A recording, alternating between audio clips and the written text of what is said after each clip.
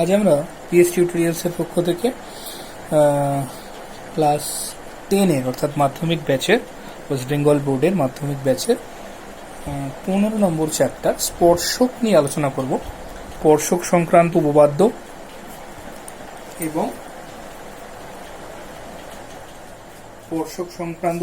এবং স্পর্শক কাকে বলে এবং তা দিয়ে কি ধরনের কি প্রবলেম হবে সেইটা নিয়ে আলোচনা করব। তো প্রথমেই আমরা উপপাদ্য আসার আগে আমরা একটু জেনে নিই কয়েকটা টার্ম। সেটা হচ্ছে ফার্স্টই বৃত্তের ছেদক, বৃত্তের জ্যা যেটা আমরা জানি, এবং বৃত্তের স্পর্শক। এই ব্যাপারগুলো নিয়ে একটু আইডিয়া করি এবং বৃত্তের ব্যাসার্ধ ও স্পর্শক এর মধ্যে আদৌ কি কোনো সম্পর্ক আছে কিনা এটা নিয়ে আমরা একটু আলোচনা করব। তো প্রথমে ধরো আমরা কি লিখেছি, ছেদক। ধরো একটা বৃত্ত আঁকলাম। সেই বৃত্তটার যদি পরিধির এক প্রান্ত থেকে অপর প্রান্ত যে কোনোভাবে যোগ করি, যেটা বেরিয়ে যায়নি কিন্তু, হ্যাঁ আমার এখানটা একটু বেরিয়ে গেছে, দরকার হলে আমি আর একবার আঁকছি। তাহলে এই প্রান্ত থেকে এই প্রান্ত আমি যোগ করলাম, এটা কি বৃত্তের জ্যা। এইরকমই জ্যাটাকে যদি আমি একটু বাড়িয়ে দিই তখন এটা হয়ে গেল ছেদক। তাহলে যদি এখানে আমি দুটো বিন্দু নিই এ বি, এই এ বিটা কিন্তু বৃত্তের জ্যা। যখন এখানে একটা আমি নিলাম পি কিউ, এই পি কিউটা কিন্তু হয়ে গেল বৃত্তের ছেদক বা সেকেন্ড। এইরকমই ধরো একটা বৃত্তকে অনেকগুলো এরকম সমান্তরাল ছেদকে যদি আমি ভাগ করতে থাকি, তাহলে দেখবে একটা সময় পর আমাকে এমন একটা ছেদক আঁকতে হবে যে ছেদকটা কিন্তু বৃত্তের ওপর একটি মাত্র বিন্দুতে স্পর্শ করবে। মানে এমন একটা সরলরেখা হবে তখন যে সেটা পরিধির ওপর একটি মাত্র বিন্দুতে স্পর্শ করবে। এই যে বিন্দুটা যাকে আমি এরকম মার্ক করলাম, যদি তার নাম তখন এ বি দিই, এখানে যদি একটা কেন্দ্র ও হয়, তখন আমি বলবো এ বি হলো, এখানে একটা বিন্দু পি দিলাম, এ বি হলো ও কেন্দ্রীয় বৃত্তের একটি স্পর্শক এবং স্পর্শ বিন্দু পি। বোঝা গেল? তাহলে স্পর্শক কাকে বলে। আবার যদি এদিকেও না পাই, এরকম নামাতে নামাতে নিশ্চয়ই এদিকেও একটা এরকম প্যারালাল লাইন পাবো যেখানে একটা বিন্দুর উপর ছেদ করবে। এখানে ধরো সিডি, তাহলে সিডিও একটা স্পর্শক এই অনুযায়ী। যেখানে যদি কিউ দিই তাহলে কিউ একটা স্পর্শ বিন্দু। তো এইরকম বৃত্তের পরিধির ওপর একটি নির্দিষ্ট বিন্দুকে টাচ করিয়ে অসংখ্য স্পর্শক আঁকা যায়। ঠিক আছে, বুঝলাম আমরা। এইবার ধরো এবার আমি তাহলে আমার তিনটে টার্ম কিন্তু ক্লিয়ার। বৃত্তের ছেদক কাকে বলে, যখন এপার ওপর পরিধি একদম ছেদ করে বেরিয়ে যাবে তখন সেটা হয়ে গেল বৃত্তের ছেদক। যখন বৃত্তের পরিধির মধ্যে দুটো বিন্দুর মধ্যে একটা সরলরেখা জয়েন করবো সেটা হয়ে গেল বৃত্তের জ্যা। এবং ছেদকগুলো কি যখন এইভাবে আমি ভাগ করতে থাকবো বৃত্তটাকে প্যারালালি, তখন তারা দেখা যাবে একদম এন্ডে গিয়ে একটা বিন্দুতেই একটা মানে বৃত্তের পরিধির উপর একটা বিন্দু দিয়েই একটা সরলরেখা তখন যাচ্ছে, যেটা হয়ে যাবে বৃত্তের স্পর্শক এবং সেই পার্টিকুলার বিন্দুটা হয়ে যাবে স্পর্শ বিন্দু। তো এটা হলো। এর মধ্যে যেটা পড়ে গেল সেটা হচ্ছে বৃত্তের ব্যাসার্ধ স্পর্শক। এই নিয়ে যদি একটু ভাবা যায়। আবার ধরো একটা আমি বৃত্ত আঁকলাম, এরকম একটা বৃত্ত আঁকলাম। ধরো এইখানে একটা এরকম স্পর্শবিন্দু নিয়েছি, এখানে একটা স্পর্শবিন্দু নিয়েছি, এখানে একটা স্পর্শবিন্দু নিয়েছি, তিনটে স্পর্শবিন্দু নিয়েছি এ বি সি। তাহলে এখান থেকে একটা স্পর্শক আমার গেছে এইভাবে, এই বিন্দু দিয়ে এইভাবে একটা স্পর্শক আমার গেছে, আবার এই বিন্দু দিয়ে এইভাবে একটা স্পর্শক আমার গেছে। তাহলে এইভাবে যে স্পর্শকগুলো যাচ্ছে আমি এটা দেখতে পাচ্ছি। তাহলে এবার বৃত্তের কেন্দ্র যদি এটা হয়, তাহলে ভালো করে দেখো, এই বৃত্তের কেন্দ্র থেকে আমি এর ভেতরে যা যা পয়েন্ট যোগ করবো এগুলো কি বৃত্তের ব্যাসার্ধ। তো তার মানে এই স্পর্শবিন্দুটাকে যখন যোগ করছি, প্রতিটা স্পর্শবিন্দুতে যখন আমি যোগ করছি, এটাও তো বৃত্তের ব্যাসার্ধ। অর্থাৎ এটা যদি ও কেন্দ্র হয় তাহলে OB equal to O A equal to OC, এই তিনটেই ওবি ওসি ও এই তিনটেই তো ব্যাসার্ধ। কিন্তু ভালো করে দেখো, যদি এই ব্যাসার্ধটা হয় তাহলে যখনই তাহলে এই স্পর্শক আর এই ব্যাসার্ধ তাদের মধ্যে সব থেকে ন্যূনতম দূরত্ব হচ্ছে প্রতিটা ব্যাসার্ধ। দেখো ব্যাসার্ধটা স্পর্শকের সাথে সব থেকে ন্যূনতম দূরত্ব হচ্ছে, তার কারণ তাকে যদি স্পর্শবিন্দুর বাইরে চলে যেতে হয় তাহলে সে আর ব্যাসার্ধ থাকলো না, সে কিন্তু ছেদক হয়ে গেল। তাহলে যদি স্পর্শ বিন্দুতেই তাকে টাচ করতে হয় এবং এইটা যদি তার কেন্দ্র হয়, দেখো কেন্দ্র থেকে ব্যাসার্ধটা সব থেকে ছোট দৈর্ঘ্য যার উপর বৃত্তটা দাঁড়িয়ে আছে, তাই জন্য সব থেকে ক্ষুদ্রতম দৈর্ঘ্য বা সব থেকে ক্ষুদ্রতম দূরত্ব দুটো বিন্দুর, এই কনসেপ্টে আমি কি পাই সেটাই হবে লম্ব দূরত্ব। ক্ষুদ্রতম যে দূরত্ব সেটাই তার মানে কি লম্ব দূরত্ব। তারপরে এখান থেকে একটা আমি সেন্স অলরেডি পেয়ে যাই যে ব্যাসার্ধ এবং স্পর্শক কিন্তু লম্ব একে অপরের, বুঝতে পারলাম তো কথাটা। তাহলে এখানে লেখা যায়, ধর এখানে যদি একটা নাম দিই পি কিউ, এইটা এটা যদি ওসি হয়, দেখো ওসি আর পি কিউ, তাহলে পি কিউ তো স্পর্শক, তাহলে পি কিউ স্পর্শক আর ওসিটা কি ব্যাসার্ধ। তখন আমরা লিখতে পারি ওসি এইরকম লম্ব চিহ্ন পি কিউ। ওকে, তাহলে আমরা কি জানলাম যে বৃত্তের ব্যাসার্ধ তার স্পর্শবিন্দুতে, বৃত্তের ব্যাসার্ধটা বৃত্তের স্পর্শবিন্দুতে স্পর্শকের সাথে লম্ব, এর উপর বেস করেই আমাদের 40 নম্বর উপপাদ্য। তাহলে ফার্স্টেই আমরা চলে এলাম উপপাদ্য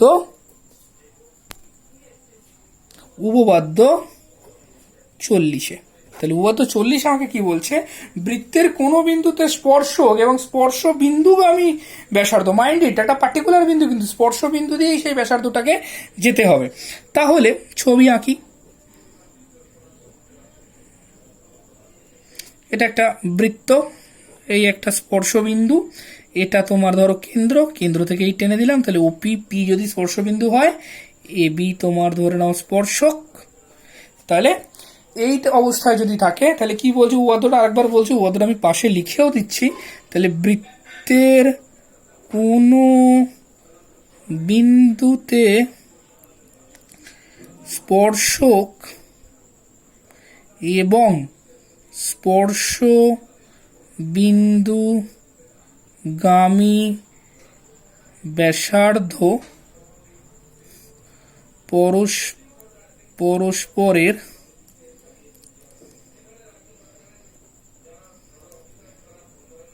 লম্ব। এই হলো আমার সেন্স। তাহলে একই রকম ভাবে আমরা প্রমাণ করব। তাহলে এখানে কি ধরা যাক বলো, এখানে তাহলে কি এ বি হচ্ছে স্পর্শক, এ বি স্পর্শক, পি স্পর্শবিন্দু, পি সমান স্পর্শবিন্দু। ওকে, তাহলে ওপি সেই পি বিন্দুগামী স্পর্শক, তাহলে ওপি হচ্ছে পি বিন্দুগামী ব্যাসার্ধ, ওপি পি বিন্দুগামী ব্যাসার্ধ, এটা আমার স্বীকার্য, যেটা আমি পাচ্ছি।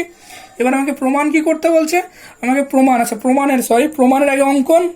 আচ্ছা প্রমাণ করতে হবে, এটা তো অবশ্যই করতে হবে। প্রমাণ করতে হবে কি তাহলে বলো, মানে নিড টু প্রুফ, প্রমাণ করতে হবে ওপি লম্ব এ বি অ্যাট পি, ওপি লম্ব এ বি অ্যাট পি, ঠিক আছে, মানে পিতে ওপি এ বির সাথে লম্ব হয়ে গেল, এটা প্রমাণ। এবার আমাকে প্রমাণের আগে কি অঙ্কন, তাহলে অঙ্কনটা কিভাবে করব, আমি তো মোটামুটি একটা সেন্স আমার ক্লিয়ার হয়ে গেছে যে ক্ষুদ্রতম দূরত্ব তাই লম্ব দূরত্ব। যখন এরকম একটা সেন্স ক্লিয়ার হয়েই যাবে তখন প্রমাণটা এভাবে করতে হয় যে ধরে নিতে হবে যে ওটা লম্ব নয়, তার ফলে কি আর একজন নতুন কাউকে ইন্ট্রোডিউস করতে হবে। তাহলে নতুন একটা বিন্দু আমি ইন্ট্রোডিউস করলাম কিউ, সেটা বৃত্তের বাইরে কিন্তু স্পর্শকের ওপর। ওকে, তাহলে সেটাকে আমি জয়েন করলাম। তাহলে অঙ্কন এটাই, অঙ্কনটা কি, স্পর্শকের ওপর একটি নতুন বিন্দু কিউ নেওয়া হলো এবং ও কিউ যুক্ত করা হলো। তাহলে কিউ একটি বিন্দু নেওয়া হলো যা বৃত্তের বাইরে ও কিউ যুক্ত হলো, যুক্ত করা হলো। মাথায় রাখতে হবে কিউ বিন্দু কিন্তু স্পর্শকের ওপর, এটাও আবার মাথায় রাখতে হবে। তাহলে এবার প্রমাণ, তাহলে প্রমাণ তো এটাই, মানে আমাকে সেন্স এভাবেই ভাবতে হবে যে পি হয়তো মানে ওপিটা হয়তো এপির ওপর লম্ব নয়, আমাকে এভাবে ভাবতে হবে।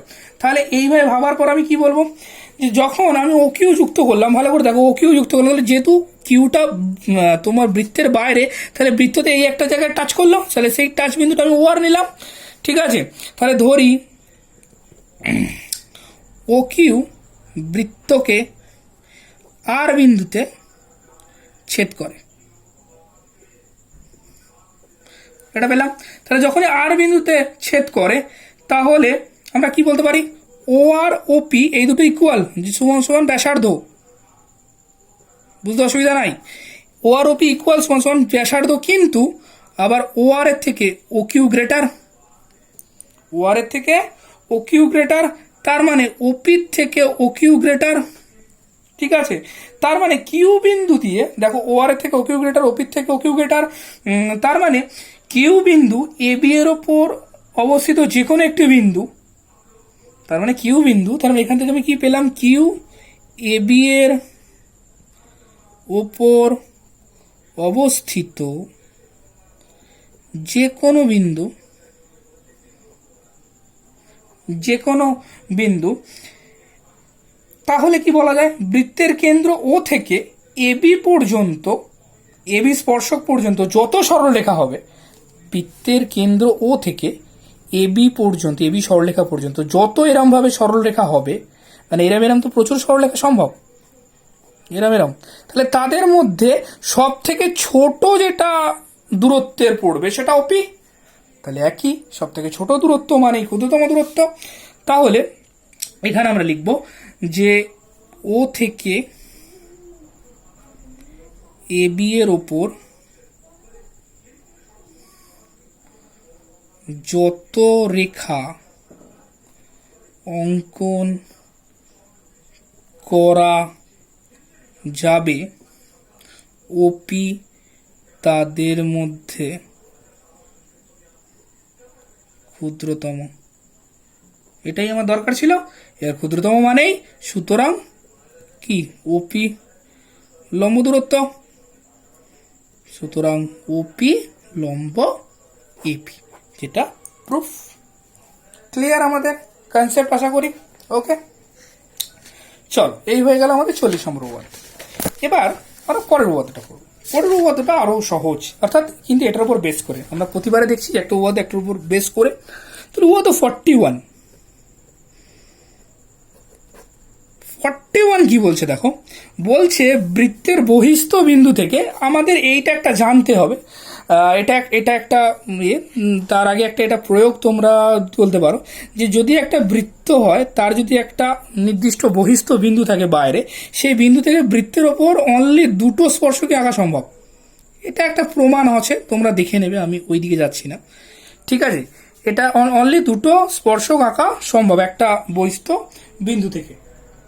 ঠিক আছে, তো যখনই এইরকম দুটো স্পর্শক আঁকা সম্ভব, তাহলে এই দুটো স্পর্শক, এবার আমাদের উপপাদ্যটা বলছে যে বৃত্তের বহিস্থ বিন্দু থেকে যে দুটো স্পর্শক আঁকা যায়, বৃত্তের বহিস্থ, আমি উপপাদ্যের স্বীকার্যটা পড়ছি কিন্তু, হ্যাঁ, বৃত্তের বহিস্থ বিন্দু থেকে যে দুটি স্পর্শক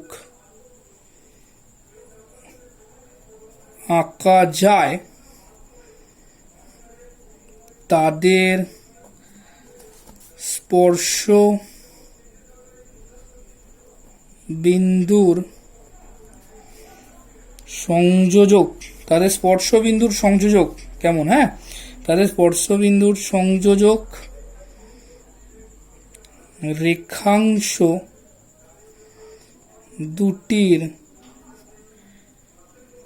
দৈর্ঘ্য সমান হবে ও কেন্দ্রে তারা সমান কোণ তৈরি করবে। আবার কেয়ারফুল, হ্যাঁ, তাহলে ব্যাপারটা হচ্ছে যে সমান স্পর্শকের দৈর্ঘ্য হলে তারা কেন্দ্রে সমান কোণ তৈরি করবে। দেখো জিনিসটা, এটা একটা বৃত্ত, এদিক থেকেই দেখায়, তোমাদের বই অনুযায়ী ছবি আঁকি, তোমাদের পরবর্তীকালে বুঝতে সুবিধা হবে।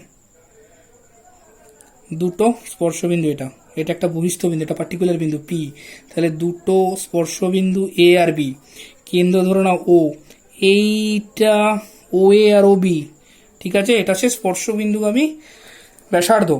তাহলে আমাকে প্রমাণ করতে হবে যে ফার্স্টে যদি এপি ইকুয়াল টু বিপি হয়, অর্থাৎ স্পর্শকের দৈর্ঘ্য যদি সমান হয়, তারা কেন্দ্রে সমান কোণ তৈরি করবে।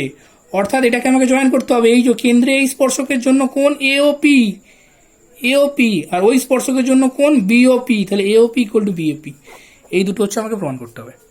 ঠিক আছে, এটা আমাকে প্রমাণ করতে হবে, নিড টু প্রুফ, প্রমাণ করতে হবে।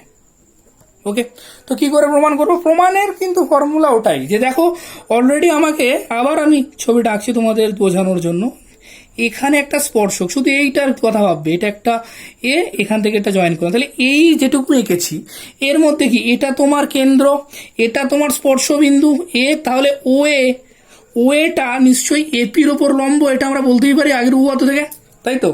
এটা তোমার স্পর্শক, এটা স্পর্শবিন্দু, এইটা ব্যাসার্ধ, স্পর্শবিন্দু ব্যাসার্ধ, তাহলে স্পর্শবিন্দু ব্যাসার্ধ কত, ও এ, তাহলে সেই ও এটা এপি তো স্পর্শক, তাহলে ও এটা এপির উপর লম্ব, এটা আমি বলতে পারি। আবার একই রকম ভাবে যখন ছবিটার এদিকটা আঁকলাম, এটা ধরো বি, তাহলে এখান থেকে এটাও বলতে পারি ওবিটা পিবির ওপর লম্ব। তাহলে এখানে কোনো অঙ্কন নেই, এটা প্রমাণ করতে হবে ডিরেক্ট, এখানে প্রমাণ। তাহলে প্রমাণে আমি ফার্স্টেই আমি কোন ত্রিভুজটা নেবো বলো? এই যে দুটো ত্রিভুজ, অর্থাৎ ও এপি আর বিওপি, এই দুটো ত্রিভুজ। তাহলে এই যে থেকে আমি যা বলতে পারি সেটা হচ্ছে ও এ লম্ব এপি এবং ও বি লম্ব বিপি। তাহলে এরা যখন লম্ব, তাহলে এটাও একটা যেমন সমকোণী ত্রিভুজ, এটাও একটা সমকোণী ত্রিভুজ, ক্লিয়ার? তাহলে আমাকে পিওএ ও পিওবি দুটো কি সমকোণী ত্রিভুজ, তাহলে দুটি সমকোণী ত্রিভুজ। তাহলে যখনই দুটো সমকোণী ত্রিভুজ হয়ে গেল, তাহলে ওদের সর্বসম্মুখ কিভাবে করতে হয়? আর এইচ এস আমরা ছোটবেলা থেকে পড়ে আসছি, যখন সমকোণী ত্রিভুজ হয় রাইট অ্যাঙ্গেল, হাইপোটেনিউস আর যে কোনো একটা সাইড, এইভাবে। তাহলে তো চলো এবার এখানে কোন জিনিসটা ওদের মধ্যে জেনারেল, মানে সাধারণ, এই ওপিটা যেটা ওদিকেও আছে এদিকেও আছে, তাহলে ওপিটা সাধারণ বাহু। এবার ওপিটা সাধারণ যখন বাহু, অনেকেই এখানে বুঝতে ভুল করে, ওপিটা কিন্তু অতিভুজ, ওই অতিভুজটা কিন্তু ইকুয়াল, ওপিটা কিন্তু অতিভুজ। আমি আবারও বলছি, কারণ দেখো আমাকে জিনিসটা এইভাবে তৈরি, যেখানে এইটা আমার 90 ডিগ্রি, এটা যখন 90 ডিগ্রি, এটা লম্ব, এটা ভূমি, এটা কিন্তু অতিভুজ, এইভাবে জিনিসটা কেমন। তাহলে অতিভুজ যখন হবে, তাহলে এখানে অতি ওপি সাধারণ, এটা একটা পেলাম, এবং তাহলে রাইট অ্যাঙ্গেলটা কোনটা, ওদিকের ও, এইটা একটা right angle O AP equal to right angle কোনটা, ও পিপি, এটা কি আমার আর, ওপি সাধারণ এইচ, হাইপোটেনিউস, এবার এস থাকবে, এস কি, এস তো একই, আমাকে কি বলে দিয়েছে, আমাকে অলরেডি বলেই দিয়েছে যে দুটি স্পর্শ অঙ্কন করা যাবে এবং স্পর্শক বিন্দু দুটির মধ্যে তাদের এটাও সমান আছে। তো এইবার যখন দুটো আমি পেয়ে যাচ্ছি, এখানে আর একটা কমন জিনিস খুঁজতে হবে, আর একটা কমন জিনিস কি, ও এ ইকুয়াল টু ওবি, ও এ আর ওবিটা কি ব্যাসার্ধ, তো তাহলে এখানে লিখে দিলাম ও এ ইকুয়াল টু ওবি, এর একটা টেস্ট পেয়ে গেলাম যেটা বৃত্তের ব্যাসার্ধ, এটা তো দুটো অবভিয়াসলি ব্যাসার্ধ সমানই হবে, বৃত্তের ব্যাসার্ধ, তাহলে এটা কি সমান হয়ে গেল, ইকুয়াল। তাহলে তিনটে জিনিস হয়ে গেল, তিনটে জিনিস থেকে আমরা কি প্রমাণ হয়ে গেল, তো মেনটা তো প্রমাণ হয়েই গেল, ত্রিভুজটা সর্বসম POA equal to not equal to সর্বসম পিওবি, তাহলে কংগ্রুয়েন্ট হয়ে গেল।